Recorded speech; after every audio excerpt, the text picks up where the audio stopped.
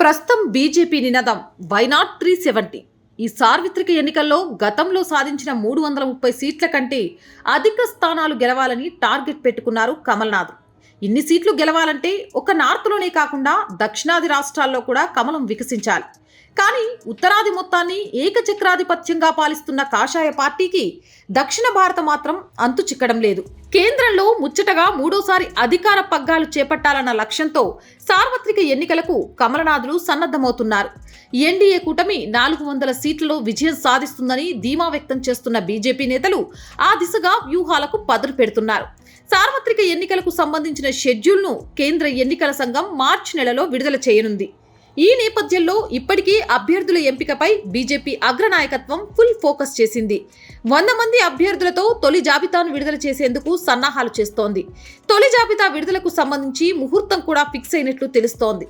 ఫిబ్రవరి 29 నాడు బీజేపీ కేంద్ర నాయకత్వం సార్వత్రిక ఎన్నికల బరిలో నిలిచే తమ పార్టీకి చెందిన 100 మంది అభ్యర్థుల జాబితాను విడుదల చేయాలని సూత్రప్రాయంగా నిర్ణయించిందట. ఈ జాబితాలో ప్రధాని నరేంద్ర మోదీ, కేంద్ర హోంమంత్రి అమిత్ షా పేర్లు కూడా ఉండే అవకాశం ఉన్నట్లు సమాచారం. అభ్యర్థులను ప్రకటించడంతో పాటు దక్షిణాది రాష్ట్రాలపైన బీజేపీ ఫోకస్ చేయనుంది. దక్షిణాది రాష్ట్రాలైన కర్ణాటక, తెలంగాణ, ఆంధ్రప్రదేశ్, తమిళనాడు, కేరళలో బీజేపీ పాగా వేయాలని ఎప్పటి నుంచో వ్యూహాలు రచిస్తూ ఉంది కమల నేతలు. కానీ ఉత్తరాదిలో వర్కౌట్ అయినట్టుగా దక్షిణాదిలో మాత్రం ఫలించడం లేదు. అందుకే ఈసారి లోక్సభ ఎన్నికల్లో దక్షిణాదిలో పట్టు బిగించేందుకు పక్కా ప్రణాళికతో మిషన్ సౌత్ను రెడీ చేశారు.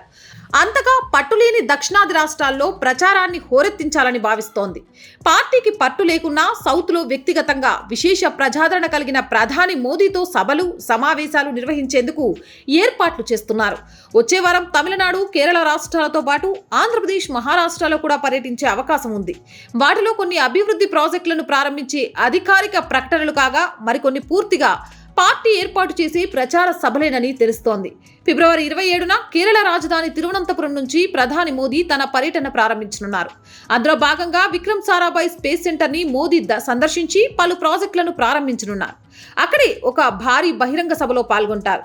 అక్కడి నుంచి తమిళనాడుకు వెళ్లి ఆ రాష్ట్ర బీజేపీ అధ్యక్షులు అన్నమలై చేపట్టిన యాత్ర ముగింపు సభలో పాల్గొంటారు. మధురలో ఏర్పాటు చేసిన సూక్ష్మ, చిన్న, మధ్యతరహా పరిశ్రమల డిజిటల్ మొబిలిటీ ఈవెంట్లో కూడా పాల్గొంటారు. ఫిబ్రవరి 28న తుత్తుకూడులో కొన్ని శంకుస్థాపనలు, అభివృద్ధి పనులు, ప్రారంభోత్సవాలు చేపట్టనున్నారు ప్రధాని మోదీ.